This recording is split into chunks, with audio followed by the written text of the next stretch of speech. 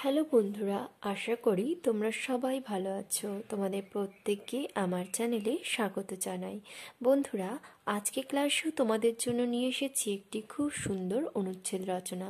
এই অনুচ্ছেদ রচনার বিষয় হলো গ্রন্থাগারের প্রয়োজনীয়তা।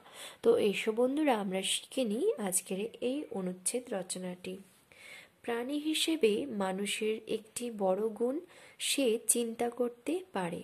চিন্তা যাতে হারিয়ে না যায়, পরের প্রজন্মগুলিও যাতে তা জানতে পারে, সেজন্য মানুষ মাটির ফলকে, তালপাতায়, প্যাপিরাসে, ভূর্জপত্রে বা তুলট কাগজে তা লিখে রাখতে শুরু করেছিল। পরবর্তীকালে আবিষ্কৃত হল মুদ্রণ যন্ত্র। এতে মানুষের চিন্তা এবার ছাপার হরফে বইয়ের মধ্যে বন্দী হলো। বই ছাপানো হলো বহু সংখ্যায়। এর ফলে জ্ঞানের প্রসার ঘটল। কিন্তু মানুষের চিন্তা তো প্রতি মুহূর্তেই উন্নত হচ্ছে। নতুন নতুন বই বেরোচ্ছে। পুরনো বইগুলোকে রেখে দেওয়ার প্রয়োজন খুবই। এজন্যই গড়ে উঠল গ্রন্থাগার। গ্রন্থাগার হচ্ছে এমন একটি প্রতিষ্ঠান যেখানে বহু সংগৃহীত গ্রন্থের সন্ধান মেলে। সেখানে সাহিত্য, দর্শন, রাজনীতি, বিজ্ঞান, অর্থনীতি, বাণিজ্য প্রভৃতি সকল বিষয়ের গ্রন্থের সন্ধান মেলে।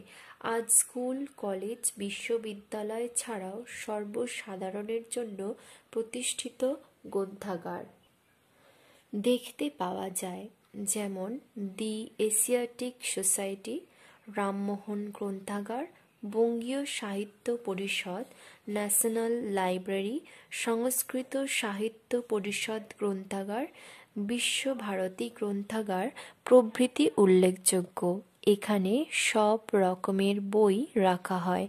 ফলে একটিমাত্র জায়গায় বসে বিশাল জ্ঞানভাণ্ডারের সঙ্গে পরিচিত হওয়ার সুযোগ গ্রন্থাগারে যেমন আছে, তেমনি আর কোথাও নেই। দেশ বিদেশের মহাবিজ্ঞানীদের চিন্তাধারার সঙ্গে পরিচিত হওয়ারও সুযোগ ঘটে এখানে। এতে জ্ঞান লাভের সঙ্গে সঙ্গে আমাদের মনের ক্ষুদ্রতা দূর হয়, চিত্তের প্রসার ঘটে। জ্ঞানই হলো মানুষের সত্যকার শক্তি। সেই শক্তি সাধনার পীঠস্থান হলো গ্রন্থাগার। প্রতিটি গ্রন্থাগার জাতীয় সম্পদ। তাই জাতির উন্নতির পক্ষে গ্রন্থাগারের প্রয়োজনীয়তা অসামান্য। তো বন্ধুরা, আশা করি তোমাদের এই অনুচ্ছেদটি ভালো লেগেছে।